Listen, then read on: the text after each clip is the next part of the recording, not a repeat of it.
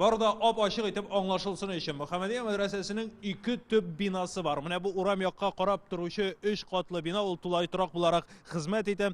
Шуннан да тарихи бина санала һәм аңа тияргә, кагылырга да ярамый. Ә менә бу эчтәге 2 катлы бина ул ничек кенә тарихи бина кебек тоелмасын. Тарихи архитектур һәйкәлләр объекты исемлегенә кертелмәгән һәм кануни яктан аны Теләсә кайсы вакытта җимерергә мөмкин. Нәкъ шушы бина турында сүз бара да инде. 20-нче йөз башында мәдрәсәгә өстәмә бина буларак салына ул, ләкин документлары сакланмаган. Өч җирдән тимер ныгытмалар белән беркетелгән бу бина таркалмас өчен. Бинага яңкырма да төзелгән, мәдрәсә җитәкчелеге аның начар сакланганын сөйли. Шәкертләр инде сыйныфта 30-40 кеше утырганда, әлбәттә һава кытлыгы, ягъни вентиляциялар ул безнең мәшәкатьләр турында. Мөхәммәдия мәдрәсәсен 2020 елда төзекләндерергә җыеналар. 2 катлы бинаны җимереп, комплексның майданын 1300-дән 3000 квадрат метрга җиткерәчәкләр. Күп шәкертләр өчен бу кадерле объект. Аның юкка чыгуына каршы төшеп, президентка бинаны саклап калуны сорап петиция башлады. Инде 500 кеше кул куйган.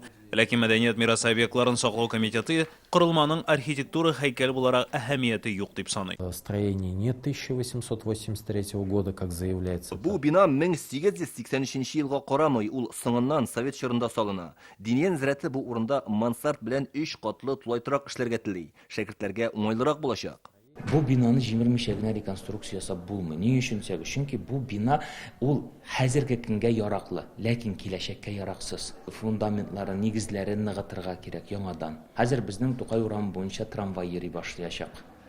5-нче трамвайны кольцевой вибрация, ягъни селкенү хасил була һәм инде бу җимерелү куркынычын тагын да арттыра. Бүген мәдрәсәдә 1300 шәкерт белем ала. Яңа бина төзеп куярга бик әйбәт булыр иде. Ишеттек, Аллаһ Тәгаләнең хәерлесе булыр. Бина ничек кенә безгә кадерле, рух буенча кадерле булмасын, барыбер заманча укыту шартлары, заманча укыту шартлары кирәк. Мөхәммәдия мәдрәсәсе 1882 елда оеша һәм большевиклар килгәч ябыла. 36 ел дәвамында татар зыялыларын тәрбияли. Мәҗит Гафури, Галиәскәр Камал, Кәрим Тинчурин, Фатих Амирханнар белем ала.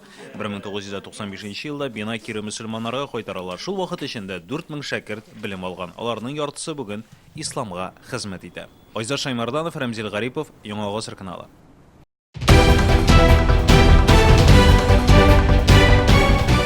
Республиканың барлык төп хәбәрләрен, тапшыруларны һәм фильмнарны иң яхшы сыйфатта ТНВ YouTube каналында карагыз.